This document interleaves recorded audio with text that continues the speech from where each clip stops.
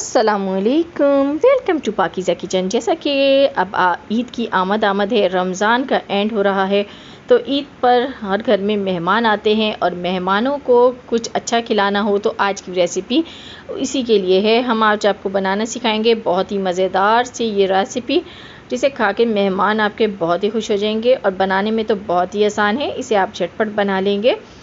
तो चलिए बिना टाइम ज़ाय किए अपनी रेसिपी की तरफ आगे बढ़ते हैं। बिस्मिल्लाहिर्रहमानिर्रहीम। यहाँ पे सबसे पहले मैंने एक पैन लिया है, इसके अंदर बिल्कुल थोड़ा सा कुकिंग ऑयल जाएगा। उसके बाद हम इसमें प्याज डालेंगे। एक प्याज ली है मैंने मीडियम साइज़ की, जिसको मैंने चॉप कर लिया है। अब यहाँ चम्मच चलाएंगे ताकि प्याज जो है वो इक्वली फ्राई हो सके। तो प्याज को कलर नहीं देना, सिर्फ सौटे ही करना है यहाँ पर। अब इसमें डालूँगी हरी मिर्चें। हरी मिर्च को मैंने बारीक चॉप कर लिया है, यहाँ पर बारीक कट करके भी डाल सकते हैं। 3 से 4 हरी मिर्चें हैं, ये डाल देंगे इसमें और इसको भी डाल के प्याज के साथ थोड़ा सा फ्राई कर लेते हैं।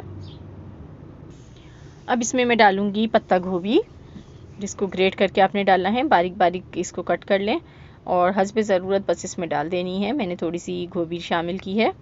सब्ज़ियां हमारी हेल्थ के लिए बहुत अच्छी होती हैं और जायका भी बढ़ा देती हैं इस तरह की रेसिपीज़ का। अब इसमें शिमला मिर्च डालूँगी, आधी शिमला मिर्च है, इसको भी स्लाइसेस में मैंने कट कर लिया है और इसको भी हम मिक्स कर लेंगे। फ्लेम को हाई रखना है। उसके बाद हम इसमें शामिल करेंगे यहाँ पर चिकन। तो मैंने चिकन को पहले बॉईल किया है नमक डाल के और साथ में लहसुन अदरक का पेस्ट डाल के सिंपली इसको बॉईल करना है। जब पानी ड्राई हो जाए तो उसके बाद आपने इसको श्रेड कर लेना है।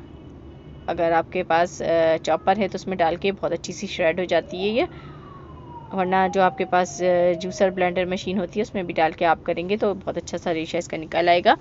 उसके बाद यहाँ पर कॉर्न्स हैं, ये बॉयल कॉर्न्स हैं, ये मैंने फ्रीज़ किए हुए थे, ये इसमें डाल दूँगी। तो ये डाल के इसको भी मिक्स कर लेंगे, थोड़े से डालने हैं, इसको भी डाल के मिक्स करेंगे और इसको भी हमने फ्राई करना है 1 मिनट तक। उसके बाद इसमें जाएगा यहाँ पर सॉल्ट।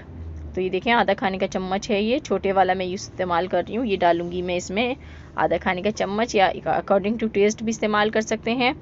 कुटा हुआ धनिया है, ये भी आधा खाने का चम्मच डाल जाएगा इसमें। ज़ीरा आधा खाने का चम्मच डाल दूँगी। पिसी हुई काली मिर्च आधा खाने का चम्मच। पिसी हुई ये कश्मीरी लाल मिर्च है, ये आधा खाने का चम्मच जाएगी। कश्मीरी लाल मिर्च सिर्फ कलर के लिए इस्तेमाल कर रहे हैं, इससे इसमें कोई भी तेज़ी नहीं आएगी। इसको मिक्स कर लेते हैं और मिक्स करने के बाद हम इसको बाइंडिंग के लिए और जायके को बढ़ाने के लिए, दोनों चीज़ों के लिए हम इसमें आलू का इस्तेमाल करेंगे। बॉयल पोटैटोज़ ले लीजिए 2 से 3 अदद, और उसके बाद उसको आपने उबालने के बाद उसको मैश कर लेना है और मैश करके इसमें डाल देना है। इससे इसकी बाइंडिंग भी बहुत अच्छी आएगी और जायका भी बहुत अच्छा हो जाएगा। ये हमारी फिलिंग जो है बिल्कुल रेडी हो गई है। मिक्स करने के बाद बस आपने फ्लेम को ऑफ़ कर देना है, मज़ीद इसमें कुछ भी ऐड नहीं करना और इसको ठंडा होने के लिए साइड पे रख देंगे।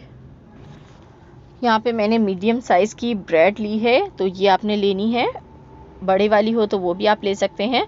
उसके बाद रोलिंग पिन की मदद से इसको इस तरीके से हल्का सा फ्लैट कर लेंगे, प्रेस करेंगे और प्रेस करने के बाद आपने इसकी एजेस को कट कर लेना है। चारों तरफ से एजेस को हम कट कर लेंगे और इसकी एजेस जो है वो ज़ाया करने की ज़रूरत नहीं होती, इससे बहुत अच्छे से ब्रेड क्रम्स बन जाएंगे, ये भी बाद में यूज़ में आ जाएगी। ओके, अब ये मैंने दोनों ब्रेडें ले ली हैं। इस तरह से सारी ब्रेडों को मैं फ्लैट कर लूँगी और एजेस कट करूँगी। उसके बाद हमने यहाँ पर चिली गार्लिक सॉस लिया है, ये थोड़ा सा इस पर लगाएंगे। आप यहाँ इसकी जगह टोमेटो केचप भी इस्तेमाल कर सकते हैं।